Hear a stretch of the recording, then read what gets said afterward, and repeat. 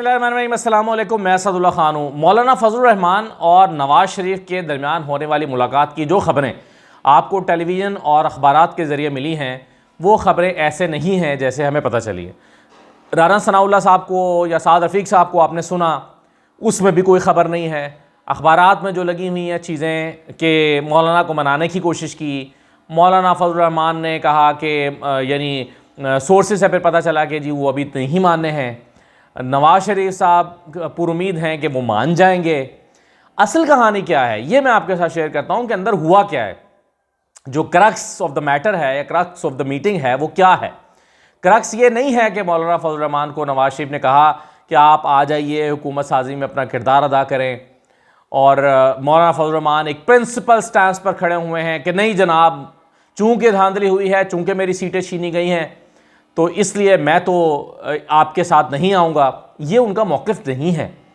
मौक़िफ़ क्या है नवाज शरीफ साहब का, मौलाना फजलुर रहमान का? उनका मौक़िफ़ ये है, कल जो मेन शिकवा रहा टेलीविज़न पर हमने ये तो देखा कि उन्होंने कहा कि जी उन्होंने शिकवों के अंबार लगा दिए, मौलाना फजलुर रहमान ने नवाज शरीफ के आगे शिकवों के अंबार लगा दिए। लेकिन मेन शिकवा क्या था वो बड़ा दिलचस्प है। शिकवा ये किया मौलाना फजलुर रहमान ने कि जनाब अब सारे ओहदे बांट कर अब आप हमें क्या देने आए हैं। ये था असल शिकवा उनका कि गवर्नर्स आपने बांट दिए, सदर आपने पीपल्स पार्टी को दे दिया, गवर्नरशिप जो है वो आपने पीपल्स पार्टी को दे दी, स्पीकर डिप्टी स्पीकर आपस में बांट लिए, तो बचा क्या भाई? मुझे आप ऑफर क्या करने हैं? मुझे क्या ऑफर करने के लिए आए हैं? नवाज शरीफ साहब के पास इस सवाल का कोई जवाब नहीं था। सिर्फ उन्होंने ये पूछा कि आप क्या चाहते हैं, आपको क्या चाहिए या आपका क्या हो सकता है। देखें, ये तो हम सबको पता है कि मौलाना फजलुर रहमान साहब सदारत चाहते थे। सदारत उनको भी समझ आ गई है कि मुझे दी नहीं जा सकती है, मुझे नहीं देंगे, और 4 सीटों वाली पार्टी को तो बिल्कुल नहीं देंगे।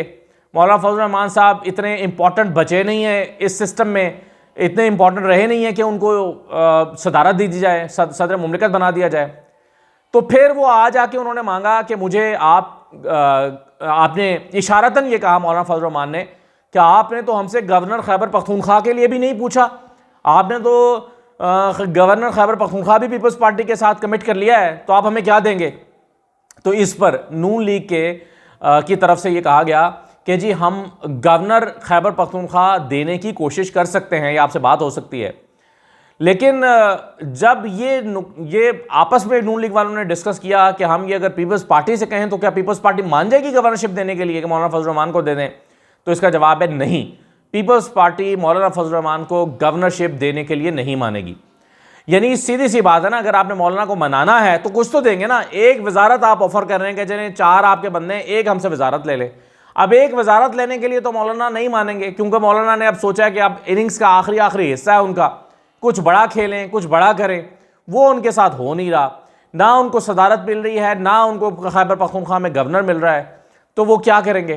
तो इसलिए ये डेडलॉक इस बुनियाद पर बरकरार रहा कल की इस मुलाकात में कि मौलाना फजलुर रहमान साहब नहीं माने। क्यों? इसलिए कि उनको देने के लिए नून लीग के पास कुछ है ही नहीं। और मौलाना फजलुर रहमान का शिकवा भी यही था कि आप हमें सब कुछ बांटने के बाद, सब कुछ लोगों को दे देने के बाद आप क्या करने हमारे पास आए हैं। ये मौलाना फजलुर रहमान का वो जुमला था जो उनकी पूरी सियासत को एक्सप्लेन करता है कि वो किसी नज़रियाती बुनियाद पर नहीं खड़े हुए हैं, अपोजिशन में किसी नज़रियाती बुनियाद पर नहीं बैठ रहे कि जी मैंडेट चोरी हुआ है, इलेक्शन में धांधली हुई है, पीटीआई वालों का बनता था। ये कोई मौलाना फजलुर रहमान साहब के शिकवे नहीं है। मौलाना फजलुर रहमान का शिकवा ये है कि मुझे क्या दे रहे हो, मुझे ऑफर किया, मुझे क्यों नहीं दिया। अच्छा, अब मैं आपको इसकी कहानी उसके साथ रिलेट करता हूँ जो मैं पहले सुना चुका हूँ। मैं आपको सबसे पहले शायद किसी और ने मुझे नहीं पता दिया, यानी मैंने ही आपको खबर दी थी कि नून लीग ने आपस में मीटिंग करके ये फैसला किया है कि मौलाना फजलुर रहमान साहब को अगली हुकूमत में, यानी ये तकरीबन 1-1.5 महीना पहले की बात है, 1 महीना पहले की, कि जब ये फार्मूले बना रहे थे, अपनी कैबिनेट डिस्कस कर रहे थे, किसको वज़ीर आज़म बनाएंगे, कौन वज़ीर आला होगा, सब फार्मूले बन रहे थे, तो नून लीग ने यह तय किया था कि फजलुर रहमान को हुकूमती इत्तेहाद में शामिल नहीं किया जाएगा। और उसकी वजह मैंने आपको बताई थी कि ये समझते हैं कि ये इतने करप्ट हैं या इतनी करप्शन करते हैं कि हमारे लिए उसको डिफेंड करना मुश्किल हो जाता है, या हम भी उसे शर्मा जाते हैं कि जो ये करते हैं। और इसलिए उन्होंने कहा था कि कहीं और भी उन्होंने कहा था कि जनाब हमारी जान छुड़ाए, मौलाना फजल रहमान को हमारे साथ शामिल ना कीजिएगा, MQM कबूल है और जमातें कबूल है, चौधरी कबूल हैं, ये इनको कबूल नहीं, ये कबूल नहीं है।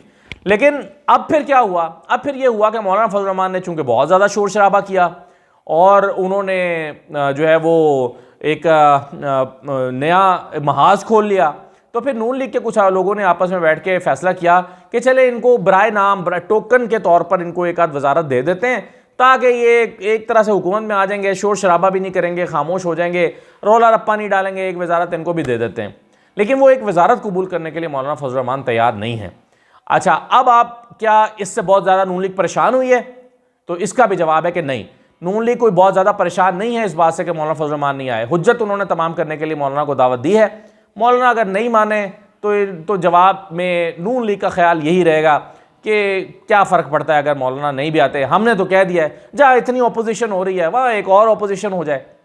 लेकिन असल मामला यह है कि एक ग्रैंड अलाइंस बनने का इम्कान पैदा हो रहा है और वो ग्रैंड अलाइंस में GDA होगी, मौलाना फजल रहमान होंगे, पश्तूनख्वा मिली अवामी पार्टी होगी, डॉक्टर मालिक वाली नेशनल पार्टी होगी, अख्तर मेंगल होंगे, ये सारे मिलकर एक ग्रैंड अलाइंस बनाने का प्लान कर रहे हैं कि हुकूमत के खिलाफ एक ग्रैंड अलाइंस बनाया जाए जिसको पाकिस्तान तहरीक इंसाफ की भी हिमायत हासिल हो। तहरीक इंसाफ शायद उस अलाइंस में बाकायदा तौर पर तो हिस्सेदार न बने, लेकिन उस को सपोर्ट करे उस अलाइंस को, और एक तरह से पार्टनरशिप प्रोग्राम के तौर पर ये हुकूमत के ख़िलाफ़ अपोजिशन जो है वो वजूद में आ जाए। ये इस तरह का चूँकि एक अलाइंस बन रहा है, इसलिए भी हुकूमत ये चाहती थी या नून लीग ये चाहती है कि कुछ ना कुछ शेयर दे दिया जाए मौलाना फजल रहमान को, क्योंकि अगर मौलाना फजल रहमान उस ग्रैंड अलाइंस का हिस्सा नहीं बनेंगे तो उसमें इसलिए जान नहीं पड़ सकती कि अफरादी कुव्वत तो बहरहाल मौलाना के पास ही मौजूद होगी उस ग्रैंड अलाइंस की, यानी वो अफरादी कुव्वत पश्तूनख्वा मिली अवामी पार्टी या नेशनल पार्टी या अख्तर मेंगल साहब, शायद उनके पास वो अफरादी कुव्वत जो बड़ी डेमोन्स्ट्रेशन के लिए पाकिस्तान के किसी भी हिस्से में चाहिए, या आपने लाहौर में जलसा करना है या पंजाब के किसी इलाके में करना है या इस्लामाबाद में करना है, तो मौलाना फजल रहमान ही लोग इकट्ठे करके ला सकते हैं, वही एक माहौल बना सकते हैं। तो इसलिए उस ग्रैंड अलायंस के लिए मौलाना फजल रहमान भी इंपॉर्टेंट है, और अगर मौलाना फजल रहमान उसमें से निकल जाएँ तो वो ग्रैंड अलायंस आधा रह जाएगा। तो इस मकसद ये सोच कर बहरहाल नून ने मौलाना फजल रहमान को दावत दी है, लेकिन अगर फजल रहमान साहब नहीं आते, उसमें शिरकत नहीं करते, तो बहुत ज़्यादा कोई परेशानी नून लीग को इससे नहीं होगी। तो ये जनाब हुआ है नून लीग जिसने ख़ुद जान छुड़ाई थी मौलाना फजल रहमान से, और अब वो उनको मनाने की एक उन्होंने कोशिश की है ताकि ये एक जो एक महाज खुला है, इस महाज पर कुछ किसी हद तक काबू पाया जा सके। तो ये बात तो तय हो गई। अब आगे चलता हूँ। ये बात तो हो गई कि मौलाना फजल रहमान साहब किसी प्रिंसिपल स्टैंड पर इस वक्त नहीं खड़े हुए हैं, बल्कि उनका शिकवा ये है कि हमें क्या दिया, हम सब कुछ लोगों को बांटने के बाद हमारे पास क्या लेने आए हो, ये उनका शिकवा है। आप देखिए कि पिछले दिनों 2-3 दफ़ा जब इन्होंने मुफ्ती किफ़ायतुल्लाह ने यह बात की है, मुफ्ती किफ़ायतुल्लाह ने बड़ी दिलचस्प बात की। उन्होंने कहा कि देखें, जब कोई कहीं पर डाका पड़ता है तो डाके का माल जो है वो, चोरी का माल आपस में सारे डाकू बराबर तकसीम करते हैं। ये एक जो है वो एक नॉर्म है, और लोग कहते हैं कि देखें ये हैं तो डाकू लेकिन हैं बड़े ईमानदार। तो ये मुफ्ती किफ़ायत साहब ने ये मिसाल देकर ये कहा कि यहाँ डाका पड़ा है लेकिन माल बराबर तकसीम नहीं हुआ। डाका पड़ा है, किसी को 18 सीटें दे दी, किसी को 100 सीटें दे दी, लेकिन हमारा भी तो इस माल में शेयर बनता था। ये उनका शिकवा है बेसिकली। तो फजल रहमान साहब का दुख यही है कि भाई जब ये एक वंडी की चीज़ जारी थी, सब में बांटा जा रहा था, तो यार 10-12 सीटें 15 सीटें हमें भी दे देते, हमारा क्या कसूर है, हमें क्यों फरामोश कर दिया, हम पे क्यों कांटा लगा दिया, हमें क्यों नहीं नवाजा गया। जब सबको नवाजा गया तो हम क्या इतने ही बुरे थे? हम तुम्हारे हमेशा काम आए, हमने इमरान खान से जान छुड़ाने के लिए PDM बनाई, हमें जैसे जैसे कहा गया वैसे वैसे हमने किया, तो अब हम क्या इतने बुरे हो गए कि हमें 4 सीटों पर तरखा दिया गया, यानी वो भी जो हमने खुद जीती हैं। अच्छा खैर, वैसे मौलाना ने नूर आलम वाली सीट तो खुद नहीं जीती, वो तो उनको गिफ्ट ही मिला है, उनको तो खुश होना चाहिए। एक सीट बहरहाल फिर भी गिफ्ट मिली है नूर आलम खान की पेशावर से। अच्छा देखिए, PTI ने अपना सदारती उम्मीदवार बनाया महमूद अचकज़ई को। महमूद अचकज़ई जो हैं, उन्होंने कल असम्बली में एक बड़ी धुआंधार तकरीर की थी, और वो तकरीर जो है वो पूरी इस्टेब्लिशमेंट के ख़िलाफ़ थी और बड़े सख्त अल्फाज इस्तेमाल किए थे। इस्टेब्लिशमेंट के ख़िलाफ़ जो तकरीर थी वो तो थी, लेकिन अयाज सादिक साहब को मुखातिब करके, यानी चेयर को मुखातिब करके, स्पीकर को मुखातिब करके उन्होंने नून लीग के इंतखाबात का असल कच्चा छट्टा भी खोल दिया, और कोई जवाब देने के लिए तैयार नहीं है कि आप गलत कह रहे हैं। भाई कोई तो नून लीग का उठ के कहे ना कि कैसी बात कर रहे हैं आप, जब उन्होंने कहा कि जिस भोंडे अंदाज में इस बार पार्लियामेंट पर हमला हुआ है इसकी कोई मिसाल नहीं मिलती, जिस भोंडे अंदाज में हुआ है उन्होंने कहा। और यानी वो इशारा क्या कह रहे हैं कि भाई किस तरह से भोंडे अंदाज में मैंडेट चोरी हुआ है, यानी जिस तरह से वो कह रहे थे कि ये मैंडेट पाकिस्तान तहरीक इंसाफ का था और किस तरह चोरी हुआ है। मजाल है कोई नून वाला उठ के कहे कि जनाब अचकजई साहब क्या बात कर रहे हैं आप, कैसे बात कर रहे हैं, ये कैसे कह सकते हैं हमारा ये मैंडेट है, किसने कहा कि चोरी हुआ है। ये नून वाले जवाब भी देने के लिए तैयार नहीं है, अंदर से जानते हैं कि ये हमारा मैंडेट नहीं है जो हमारे गले में ये ढोल लटका दिया गया है जिसको हमें बचाना पड़ेगा। और मैं आपको बताऊं कि नून वाले इस वक्त कतन खुश नहीं हैं इस वक्त जिस तरह से उनकी हुकूमत बनी है। एक तो मुंह लटके हुए हैं, शक्लें जो हैं वो उनकी लटकी हुई हैं। वो मुझे फिर मैं लतीफ़ा एक दफ़ा पहले सुनाया था, दोबारा सुना देता हूँ कि एक आदमी ने गर्मियों में जो है वो कोई फ्रूट या कोई तेज़ धूप में कोई फ्रूट ले लिया और वो जाके उसने बेचने के लिए रेडी पर डाले और धूप तेज़ हुई तो वो फल मुरझाने लगा। तो उसने उस पर पानी का छिड़काव किया, थोड़ी देर बाद पानी खुश्क हो गया, फ्रूट फिर मुरझाने लगे। तो उसने तंग आके कहा कि वो नहीं विकना ते ना विको, होश से पढ़ो। तो ये आजकल नून वालों को भी समझाया जा रहा है कि भाई नहीं विकना ते ना विको, होश से पढ़ो, चेहरे तो दिखाओ अपने, कुछ चेहरे लटके हुए हैं तुम्हारे, अपने चेहरे तो ठीक करो, शक्लें तो अपनी ठीक करो। ये उनको नून वालों को पैगाम दिया जा रहा है कि भाई आप क्या कर रहे हैं, आप इस तरह से डिफेंड तो करें, अपने मैंडेट को डिफेंड भी नहीं कर रहे। यानी महमूद अचकज़ई अगर आगे ताना मारते हैं और कहते हैं कि तुम चोरी का माल लेके, चोरी का मैंडेट लेके बैठे हो, तो कोई जवाब भी नहीं देता उनको, मुंह नीचे कर लेते हैं शर्मिंदा होके। तो कोई तो नून वाले उस शर्मिंदगी को अपने चेहरे से हटा भी नहीं पा रहे। और दूसरी बात पर वो ये परेशान है कि भाई आने वाले दिनों में हालात बहुत मुश्किल हैं, IMF आएगा तो उसके साथ कंडीशनैलिटीज़ आएंगी, शराइत को मानना पड़ेगा और उसका बोझ अवाम पर जाएगा और यहाँ तो मारामारी शुरू हो जाएगी।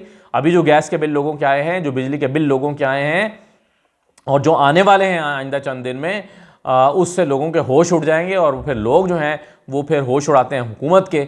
तो ऐसी सूरत हाल में हुकूमत पहले ही परेशान है कि मैंडेट हमारे पास है नहीं, लोगों का एतमाद हमें हासिल नहीं है, पार्लियामेंट के अंदर से भी ताने पड़ रहे हैं, बाहर से भी ताने पड़ रहे हैं, जिन्होंने हुकूमत बनाई है वो भी एहसान जता रहे हैं। तो भाई हमने क्या खट्टा क्या है, हमने क्या की खटे है। तो ये उनकी इस वक्त परेशानी है। तो बहरहाल महमूद अचकज़ई साहब ने जो तकरीर की और जिस अंदाज़ में कल उन्होंने कहा कि ये पार्लियामेंट को 3-4 रेजोल्यूशंस पास करनी चाहिए कि आइंदा कोई सियासत में इस्टेब्लिशमेंट का रोल नहीं होगा, ये पार्लियामेंट फैसले करेगी, सख्त उनके अल्फाज थे। और नून और पीपल्स पार्टी और सबकी मौजूदगी में उन्होंने ये कहा। बहरहाल पाकिस्तान तहरीक इंसाफ के मौक़िफ़ की इसलिए हिमायत थी कि तहरीक इंसाफ ये समझती है कि उनका मैंडेट चोरी हुआ है, तो ये उन्हीं के तरह से फेवर में ये तकरीर भी थी। तो महमूद अचकज़ई को तहरीक इंसाफ ने अपना सदारती उम्मीदवार बनाया है आसिफ ज़रदारी साहब के मुकाबले में। इस पर तहरीक इंसाफ के कुछ लोग कह भी रहे थे कि जी ये क्यों फ़ैसला किया गया, अपना कोई बंदा होना चाहिए था। भाई ये बात सबको पता है कि तहरीक इंसाफ के पास नंबर नहीं है सदर बनाने के, जीत तो वो सकते नहीं है, तो जाहिर है टेक्निकल तरीके से अगर वो खेलेंगे तो वो ज़्यादा बेहतर है। तो मेरा ख्याल है ये टेक्निकल डिसीजन उन्होंने लिया है और सियासी फ़ैसला उन्होंने किया और मेरा ख्याल है कि इसका एक इम्पैक्ट जो है उसकी निस्बत ज़्यादा आएगा, वो इम्पैक्ट जो तहरीक इंसाफ अपना उम्मीदवार खड़ा करके लाती। तो देखते हैं कि अब ये पार्लियामेंट किस तरह से आगे प्रोसीड करती है। इजाज़त दीजिए, अल्लाह हाफ़िज़।